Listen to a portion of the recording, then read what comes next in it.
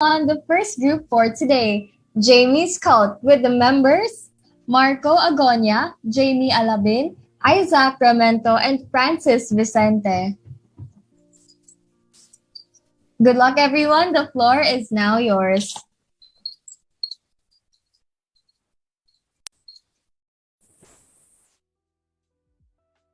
All right, sorry, we're just sharing our screen.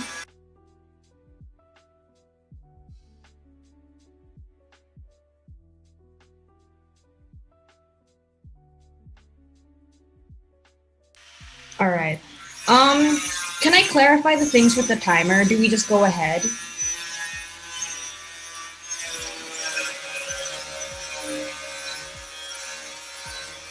Okay, so I think our timer will start. Timer on the screen, please. Okay, so good luck and timer starts now. Over 2.02 million cases nationwide, over 17 months of quarantine, and only 13% of Filipinos fully vaccinated. This pandemic is not stopping anytime soon, and its effects have been devastating for the restaurant industry. Tito Jason Grill and Restaurant is an example of this. It started in 2019 from a veteran train driver's dreams of owning a resto grill. When the opportunity presented itself, he formed the restaurant with his siblings into what it is today. With this, the De La Cruz siblings sought to give good customer service and give an unforgettable dining experience. But where are they now? Well, they have a few major problems. For one, they had a fairly weak market position to begin with, being a relatively new player in the scene. They have lackluster brand differentiation, and in the context of COVID-19, issues with sudden health protocol changes and slow adoption of digital platforms. And even then, their competitors aren't letting up either, with many nearby restaurants, and many of those nearby restaurants transitioning well to the new normal.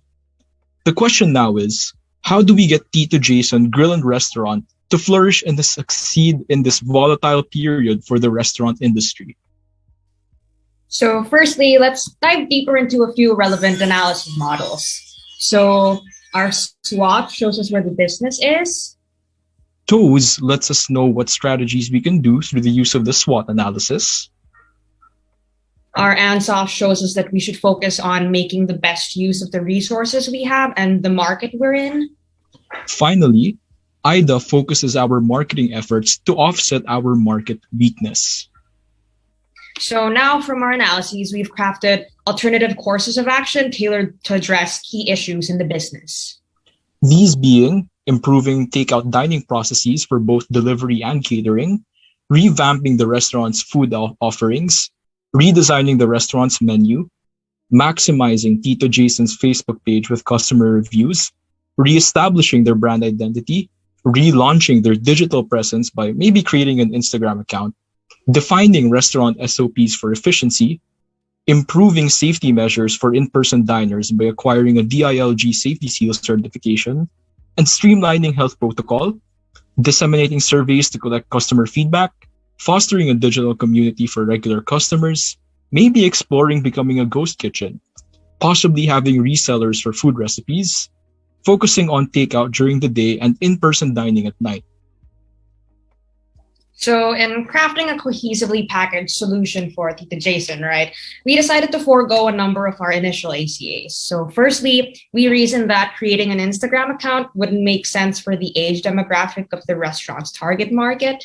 We also decided to deprioritize improving safety measures for in-person diners, not because we thought health protocol unimportant, but because we realistically considered the irregularity of quarantine restrictions on establishments and evaluated that it would be much more strategic and optimizing for Tito Jason to shift its focus to digital efforts. We also retracted the ghost kitchen prospect because obviously Tito Jason's got hope as a restaurant, and of course it's not in line with their mission and vision. Next, having resellers for the food recipes was scrapped as well because even if it could solve the major problem of food quality loss during delivery, sharing recipes with others probably infringes on the restaurant's culinary integrity. And even if we reject that premise, it's unlikely resellers are equipped enough to maintain the same high quality of food. Lastly, we decided to do without the strategy of focusing on takeout during the day and in-person dining at night because while it does allow room for flexibility relative to sporadic quarantine measures, it will limit operations and is kind of counterproductive to making thorough SOPs. So we took all these strategy assessments into consideration with our alternative courses of action and managed to package all these cohesively, which is why we're presenting our three-phase solution. Tito Jason got choo choo, brought to you by Jamie's Cult. Now, our solution is divided into three phases, each addressing a particular area of concern, and it's divided into three phases because we want to be able to give solutions to Tito Jason knowing their limited resources to begin with. So, phase one is centered on food offerings and operations. It consists of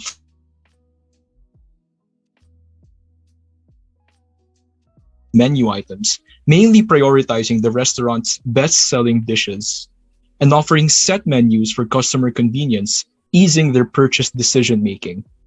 Then, we define standard operating procedures to improve operational flexibility and efficiency, addressing bottlenecks with simultaneous dining options. Lastly, we plan on improving the takeout process by purchasing special containers to prevent spillage and heat loss, optimizing a delivery-specific menu, and by limiting the maximum distance food can be delivered to. This phase addresses operational barriers with third-party delivery and improves brand integrity as a whole.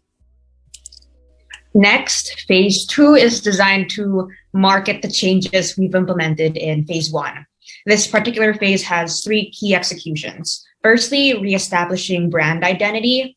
2, redesigning the menu. And 3, relaunching their digital presence. So in line with this, we placed the old and the new proposed logo one after the other. The old logo was a foaming beer mug, while it does capture the restaurant's air of casual alcoholic dining. It doesn't really offer much in the way of brand differentiation. This does not spark joy. This, meanwhile, pays homage to the hard work and dedication Reginaldo, the owner, undertook as a train driver to establish his dream of owning a restaurant. It adds symbolism and value to their brand with something authentically theirs. And really, it's not every day you get to see a train as a logo.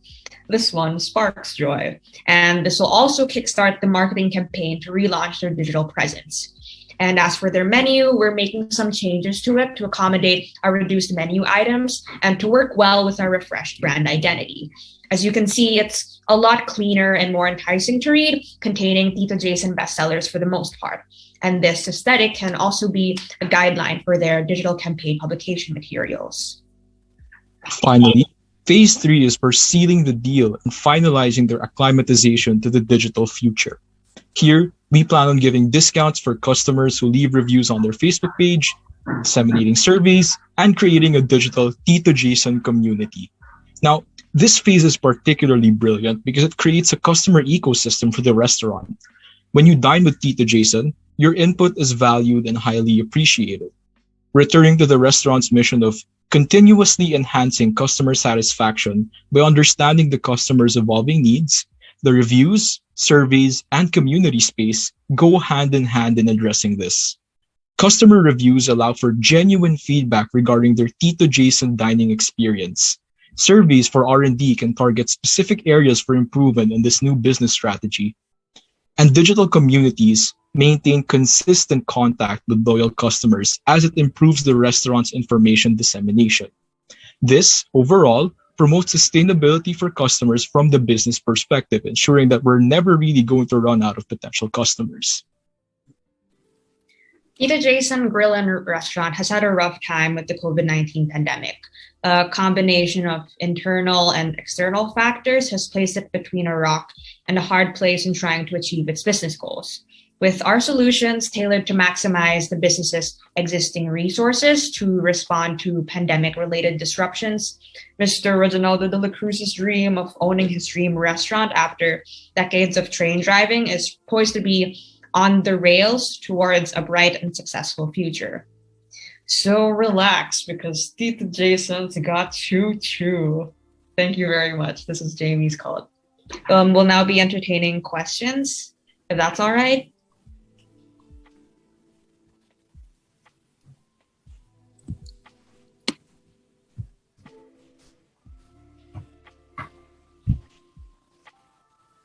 Yes, so thank you, James Scott. So let us now move on to the question and answer portion. So please be reminded that you will have 10 minutes to defend your proposals. May we now call on our panelists, Mr. Leongson, Mr. Tanpoco, Mr. Martinez, Mr. Hariramani, Attorney Batita, and Mr. De La Cruz. You may now ask your questions to Jamie Scott. Hi, if you don't mind, may I start? Hi, fellow panelists. I hope you don't mind if I start this. Yes, please go ahead, So, sir. so, so yes. I admire that you divided this into certain phases, but I don't think you gave timelines. Like, how long would it take, let's say, to go from phase 1 to phase 3? Because I think the immediate problems of the restaurant should be addressed, and then maybe, yeah, it's nice to have maybe a medium and a long term plan. So can I just ask for the timelines for your phases? Yeah, sure. Actually, we just weren't able to include it in the presentation due to the overestimated time constraint. But if you'd actually like, could I like share screen to show our implementation timeline in Gantt chart form? For me, that's Or- okay. That would be fine if you can just do it very quickly, because I guess the other panels would have questions too. All right, yeah. Maybe Isaac, you could go over briefly our implementation timeline, super briefly. Hold on, let me share my screen.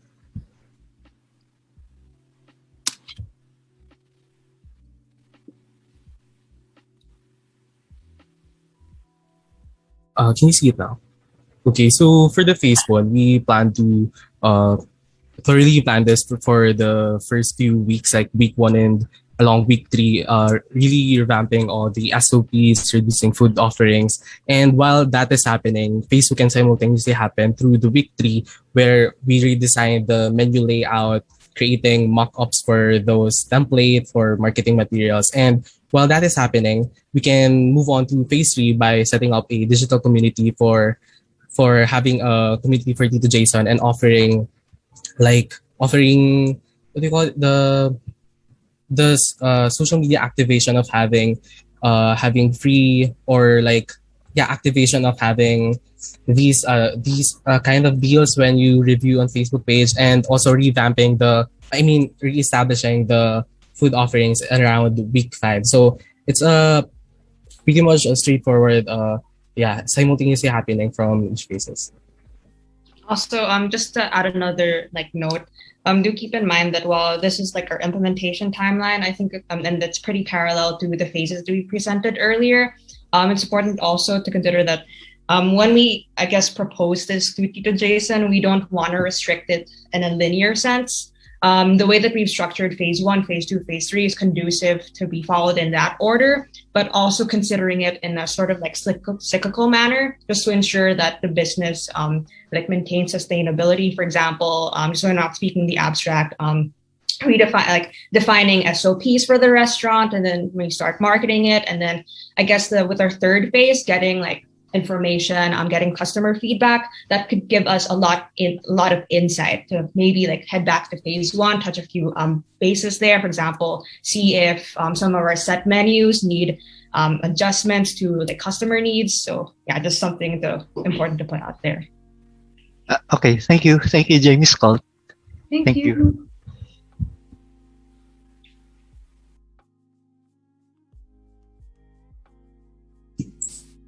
Okay, so for the panelists, if you guys have any other questions, we can move on to the next question.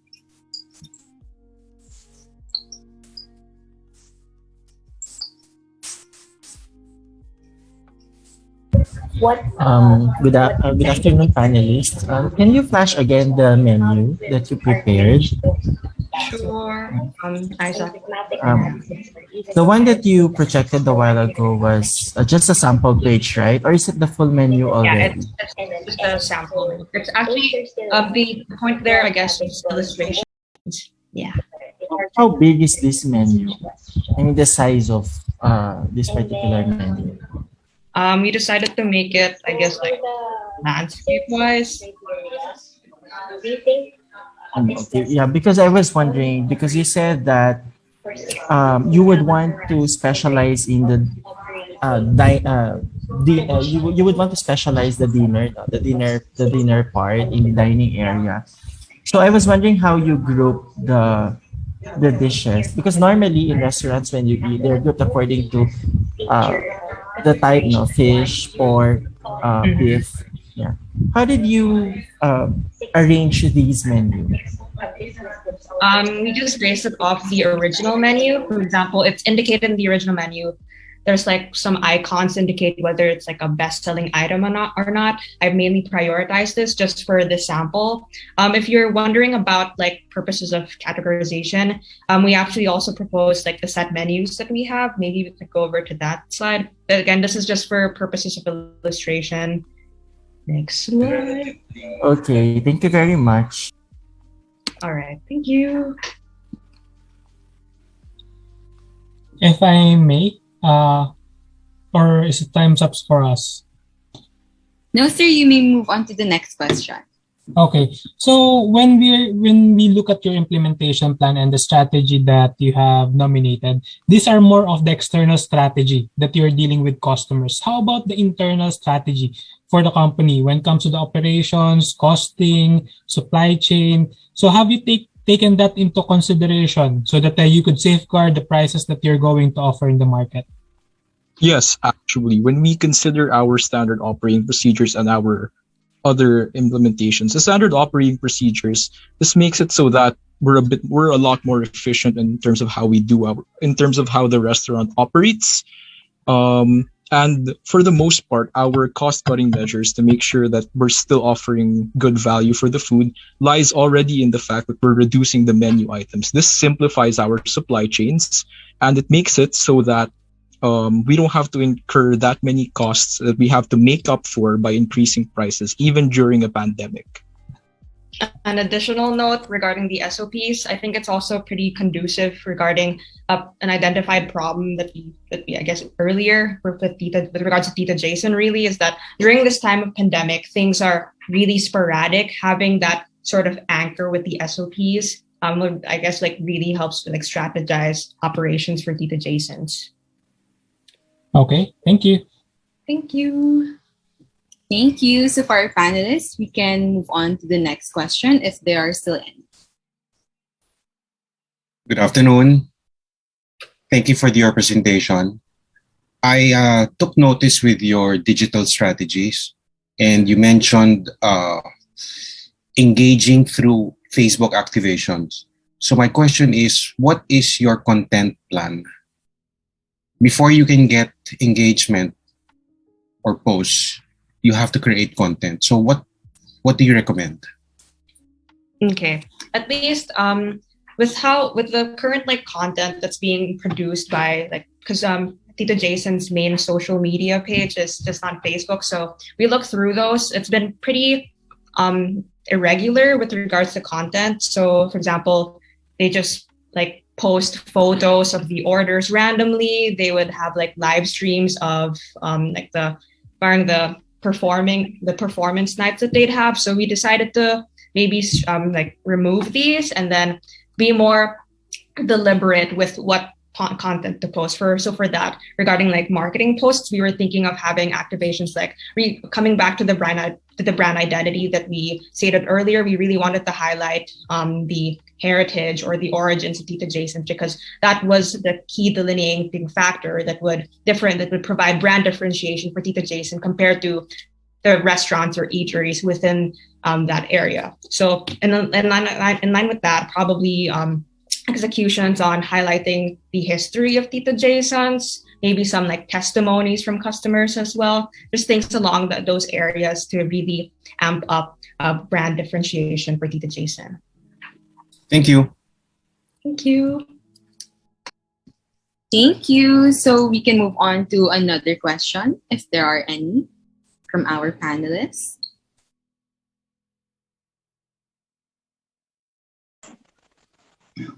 We still have 5 minutes left. Okay, Mr. De La Cruz.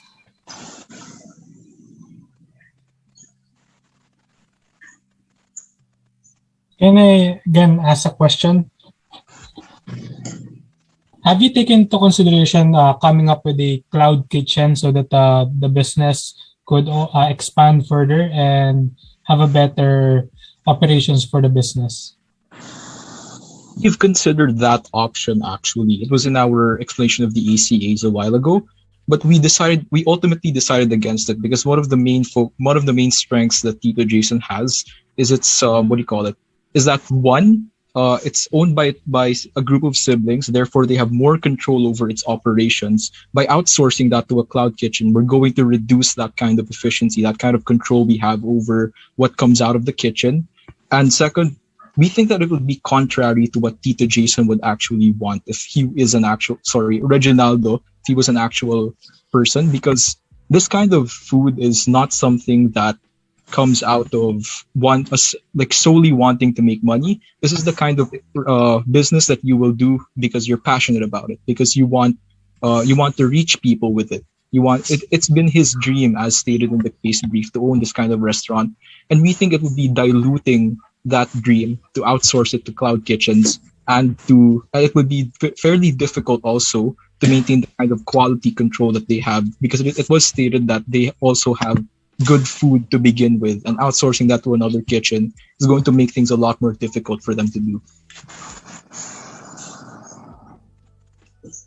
Okay, thank you for that explanation. But I was trying to look that on your different ECA, the paper that we have, but I cannot find it. But thank you for that explanation.